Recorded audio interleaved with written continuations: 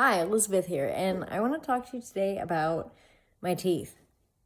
My teeth, yeah, it's a personal thing. It's a really personal thing. I have a genetic condition called, and this is a word I've just learned, it's called hypodontia, and that means I was born without 8 of my adult teeth.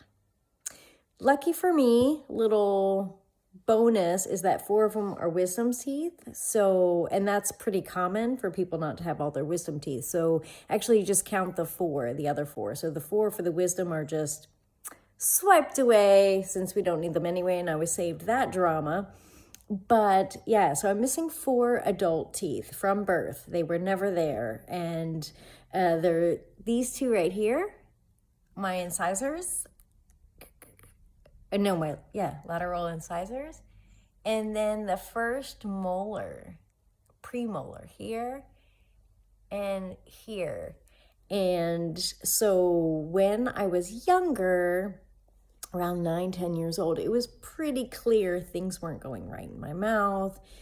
We had x-rays done and dental work, lots of things happened in my mouth. I had baby teeth pulled and braces put on, and then I got these 2 Maryland bridges. So Looking at this x-ray, you can see, well, you might be able to see if you can read x-rays, which I'm not such an expert, but you'll be able to see here and here is the metal and the Kunststoff, as the Germans say, so the material that was used to make the Maryland bridges.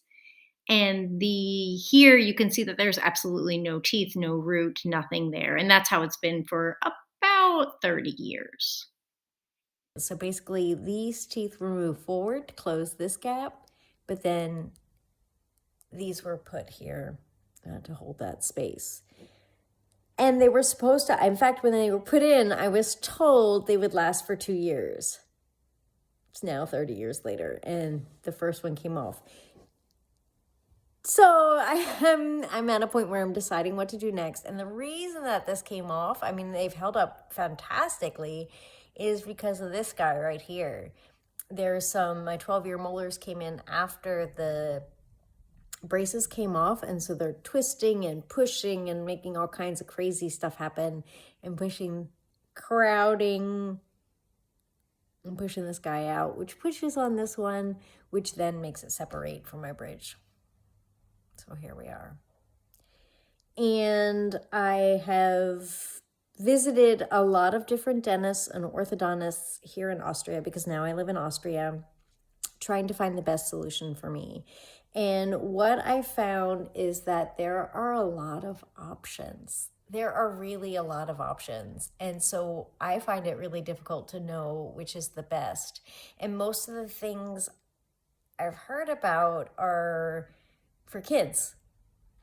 And they say basically, like, set it up as you did here, get Maryland bridges as they did for me, and then get implants when I'm 20. Well, that didn't happen. So here we are. And now it's been so long that getting implants would be a major project, because the bone has deteriorated here, because there haven't been any teeth there for 30 years. So, or even more, because it was never there. So I'm just really stuck.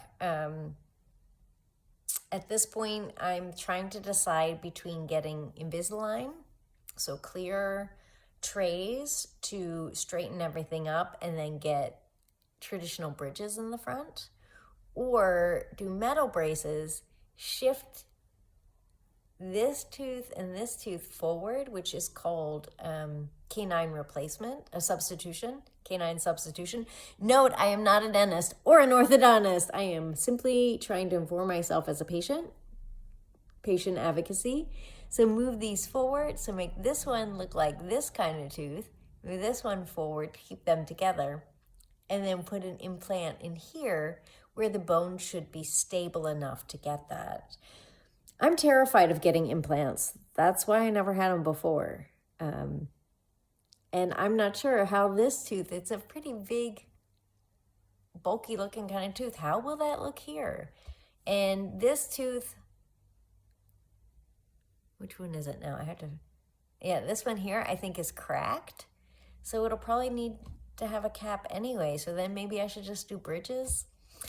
I don't know. Trying to get the best advice I can, and I'm really thankful that I'm finding great experts here and professionals and people who are willing to work with me to help find the best steps forward so that I can get this organized and have myself informed in the event that my daughter needs it in the future. Genetic things are tricky that way, aren't they?